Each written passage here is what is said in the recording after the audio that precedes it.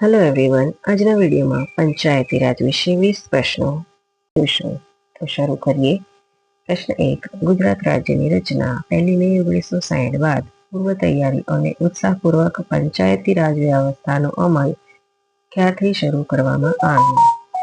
Option છે એ 1 જાન્યુઆરી 1962, બી 1 April 1963, C 1 ફેબ્રુઆરી 1962 અને D 1 March 1963.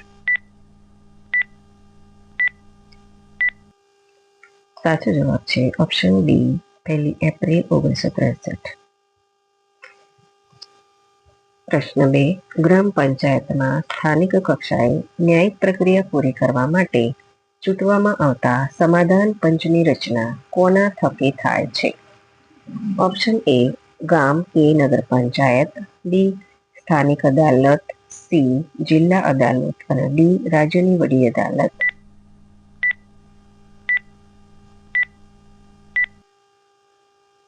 સાચો જવાબ છે ઓપ્શન એ ગામ કે નગર પંચાયત.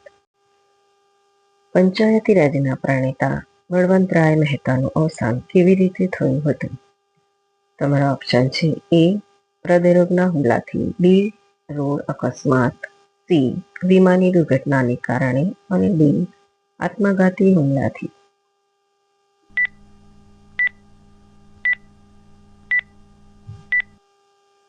સાચો જવાબ છે ઓપ્શન સી વિમાની દુર્ઘટનાને કારણે.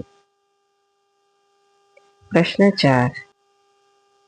ભારતમાં બ્રિટિશ સહિત વિદેશી સત્તા સ્થાપતા પંચાયતી રાજ વ્યવસ્થા ઓપ્શન એ વધુ વિકસવા પામી, બી બળવત્તર બનવા પામી, સી ગણતરીપૂર્વક નાશ પામી અને ડી એકતાની ભાવના વિકસી.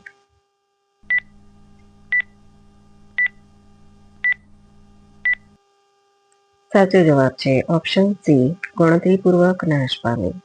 મિત્રો, વિડીયો ગમે તો વિડીયોને લાઈક કરી દેજો અને તમારા મિત્રોને કે જે ખાસ કરીને સ્પર્ધાત્મક પરીક્ષાની તૈયારી કરતા હોય તેમને શેર કરો અને ચેનલમાં નવા હોય તો ચેનલને સબસ્ક્રાઇબ કરી બાજુમાં આવેલ બેલ આઇકોનને પ્રેસ કરી દેજો, જેથી કરીને આવનારા વિડીયોની નોટિફિકેશન તરત મળી શકે. પ્રશ્ન 5.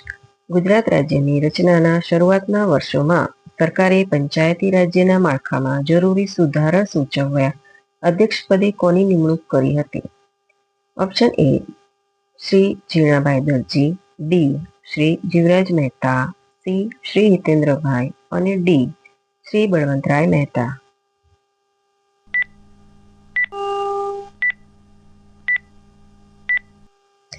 સાચો જવાબ છે ઓપ્શન એ શ્રી ઝીણાભાઈ દરજી.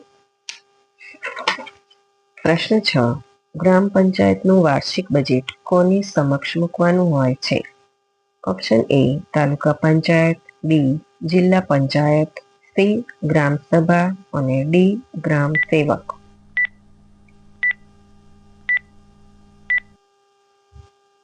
સાચો જવાબ છે ઓપ્શન એ તાલુકા પંચાયત.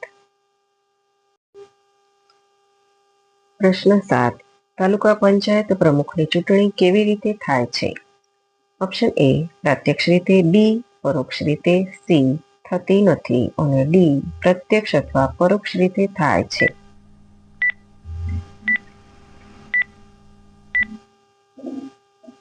સાચો જવાબ છે ઓપ્શન બી પરોક્ષ રીતે. પ્રશ્ન 8. ગ્રામ પંચાયતના સરપંચ કે ઉપસરપંચને કોણ સસ્પેન્ડ કરી શકે છે? ઓપ્શન એ તાલુકા વિકાસ અધિકારી, બી જિલ્લા વિકાસ અધિકારી, સી વિકાસ કમિશનર અને ડી જિલ્લા પંચાયતના પ્રમુખ.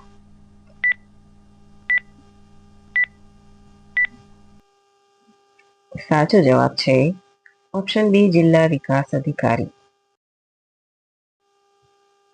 પ્રશ્ન 9. પ્રાચીન ભારતની પંચાયત વ્યવસ્થાના અનુસંધાનમાં કઈ કહેવત ગુજરાતભરમાં પ્રચલિત છે? ઓપ્શન એ પંચ ત્યાં પ્રગતિ, બી પંચ ત્યાં પ્રેમ, સી પંચ ત્યાં પરિવાર અને ડી પંચ ત્યાં પરમેશ્વર.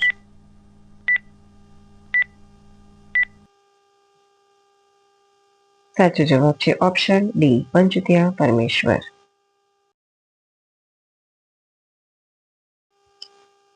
પ્રશ્ન 10. જે રાજ્યની વસ્તી 20 લાખ કરતા ઓછી હોય ત્યાં કેવા પ્રકારની પંચાયતોની રચના કરવી જોઈએ? ઓપ્શન એ ત્રિસ્તરીય, બી એકસ્તરીય, સી દ્વિસ્તરીય અને ડી કોઈ પણ સ્તરની પંચાયત ન હોવી જોઈએ.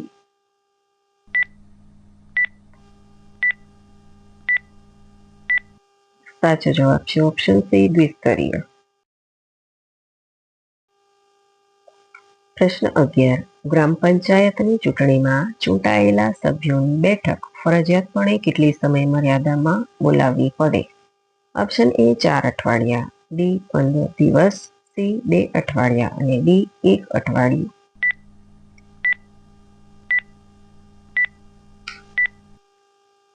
સાચો જવાબ છે ઓપ્શન એ 4 અઠવાડિયા. પ્રશ્ન 12. ગ્રામ પંચાયતના સભ્યોની મુદત કેટલા વર્ષની હોય છે? ઓપ્શન એ 4 વર્ષ, બી 3 વર્ષ, સી 5 વર્ષ, ડી 6 વર્ષ. સાચો જવાબ છે ઓપ્શન સી 5 વર્ષ. આગળનો પ્રશ્ન 13. વર્ષમાં ઓછામાં ઓછી કેટલી વખત ગ્રામ સભા બોલાવવી ફરજિયાત છે? Option A 1, B 2, C 3, D 4.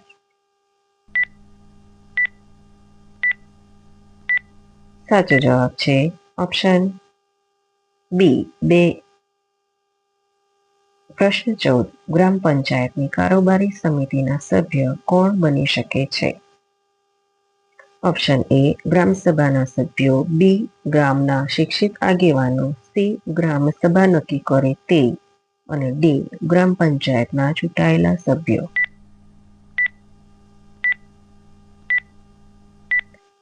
સાચો જવાબ છે ઓપ્શન ડી ગ્રામ પંચાયતના ચૂંટાયેલા સભ્યો. પ્રશ્ન 15. તાલુકા પંચાયતની કારોબારી સમિતિ વધુમાં વધુ કેટલા સભ્યોની બને છે? ઓપ્શન એ 5, બી 7, સી 9 અને ડી 11.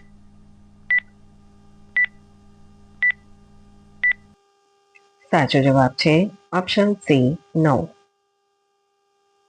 પ્રશ્ન 16. ગ્રામ પંચાયતના સભાસદો એટલે? ઓપ્શન એ ગામના તમામ લોકો, બી ગામની મતદાર યાદીમાં નામ હોય તે લોકો, સી ગ્રામ પંચાયતના સભ્યો અથવા ડી ગામની પુખ્ત વયની વ્યક્તિ. સાચો જવાબ છે ઓપ્શન બી ગામની મતદાર યાદીમાં નામ હોય તે લોકો. પ્રશ્ન 17. ગુજરાતમાં પંચાયતી રાજનો અમલ ક્યારથી કરવામાં આવ્યો? ઓપ્શન એ 1959, બી 1960, સી 1961 અને ડી 1963.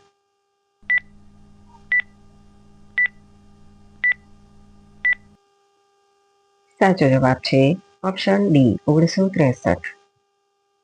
પ્રશ્ન 18. તાલુકા પંચાયતનો વહીવટ ચલાવનાર અધિકારી કયા નામથી ઓળખાય છે? ઓપ્શન એ મામલતદાર, બી તાલુકા વિકાસ અધિકારી, સી તાલુકા વહીવટી અધિકારી, ડી ચીટનીશ.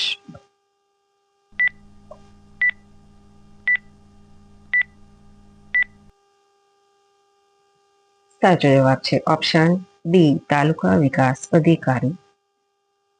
પ્રશ્ન 19. 1969માં પંચાયતી રાજની સ્થાપના પ્રથમ કયા રાજ્યમાં થઈ? Option A Gujarat, B Andhra Pradesh, C Uttar Pradesh, D Rajasthan.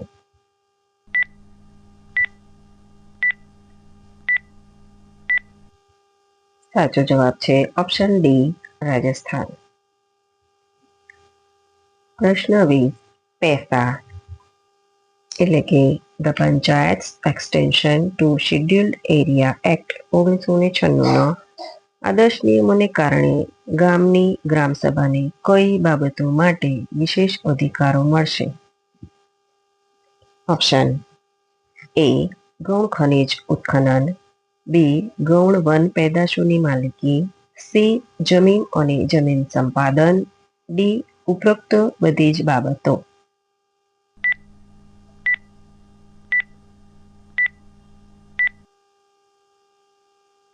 સાચો જવાબ છે ઓપ્શન ડી, ઉપરોક્ત બધી જ બાબતો. Thanks for watching.